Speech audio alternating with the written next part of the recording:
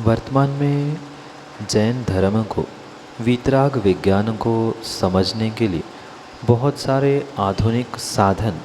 बहुत अच्छे से सर्वत्र प्राप्त है, जिसके माध्यम से जीव जैन धर्म को जान सकता है, समझ सकता है और अपने जीवन में भी कुछ अंशों में उसे अवश्य ही प्राप्त करता है। पर आवश्यकता जीवों को मात्र ग्रंथों के स्वाध्याय करने की नहीं है, भाषाओं को समझने की नहीं है, अपितु उन भाषाओं के शब्दों के पीछे जो आचार्यों के और हमारे तीर्थंकरों के भाव है, अभिप्राय है, अपेक्षा है, उनको समझने की आवश्यकता है। हाँ, ये परम सत्य है कि कुछ अंशों में आगम के कुछ ऐसे रहस्यमयी ग्रंथ है जिनकी भाषा सुगम नहीं है, पर फिर भी वर्तमान में भी ऐसे कई सारे साधन ग्रंथों के माध्यम से और कई आचार्य भगवंत और मुनिराजों के माध्यम से इन ग्रंथों पर प्रवचन, देशना, उपदेश आदि के माध्यम से जो प्राप्त हो रहे हैं, उसके निमित्त से आप इन आगम ग्रंथों को और शास्त्रों की भाषाओं को सुगम प्रकार से समझ सकते।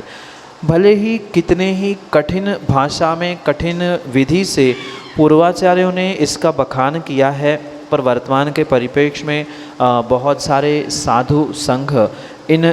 पूर्वाचार्य प्रणीत ग्रंथों को बहुत सुस्पष्ट करने का प्रयास करते हैं। एक एक अक्षर, एक एक शब्द, उनका अभिप्राय, उनकी अपेक्षा आदि को बहुत विस्तार से सामान्य भाषा में समझाने का प्रयास कर रहे हैं। तो उनको वर्तमान की पीढ़ी अगर यूट्यूब, टीवी, मोबाइल आदि के माध्यम से समझने का अगर प्रयास करें तो नियम से ही बहुत सारे रहस्य वह समझ सकती है, और समझ में आएंगे, जानेंगे तो नियम से वह उतारने का भी प्रयास अवश्य ही कर सकते। अगर सर्वथा हम यही सोचे,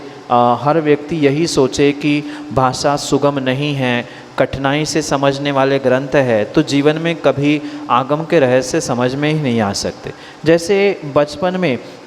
कोई बालक भोजन नहीं करता है तो माँ मात्र उसे दूध पिलाती है, क्रम क्रम से दाल का पानी, फिर वही दाल चावल मिला के हुए थोड़ी सी उसकी पाचन शक्ति जैसे बढ़ाई जाती है क्रम क्रम से, ऐसे ही आने वाली पीढ़ी को, नौ पीढ़ी को शुरू से प्रारंभ करते हुए, यानी प्रथमान योग से प्रारंभ करते हुए क्रम क्रम से कठिन ग्रंथों तक पहुँचने की आवश्यकता है। प्रथमान योग के ग्रंथ तो बहुत सामान्य भाषा में, सुगम भाषा में लिखे गए हैं, उनको पढ़ने से अवश्य ही आपका इंटरेस्ट, आपके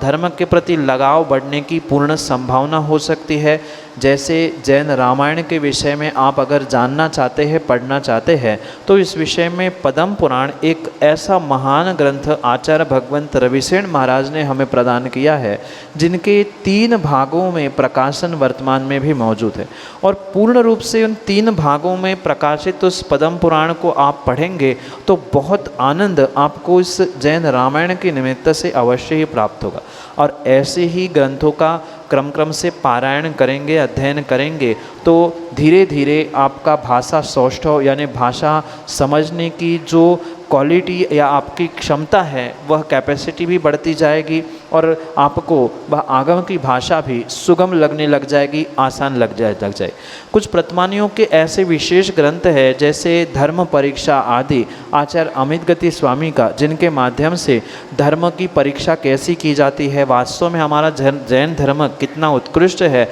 आदि अनेक कारणों को और तर्कों के दृष्टांतों के माध्यम से समझाने का प्रयास किया है। भले ही कठिन ग्रंथ समझ में नहीं आए, पर फिर भी प्रथमानियों जैसे सामान्य ग्रंथों के माध्यम से भी आप स्वाध्याय करना और जैन धर्म को समझना प्रारंभ करोगे तो नियम से, क्रम क्रम से आपकी रुचि बढ़ते हुए, कैपेसिटी बढ़ते हुए आप दुर्गम, कठिन से कठिन ग्रंथों को भी पढ़ने का आनंद ले सकते हैं। पर एक कदम सुगम ग्रंथों का पढ़ने का भी पुरुषार्थ करने की आवश्यकता है। सरल भाषा में पद्म पुराण जैसे महान ग्रंथों से आप अपने उस ग्रंथ अध्ययन को, शास्त्र अध्ययन को प्रारंभ करें। यही आपके लिए सम्यक समझ।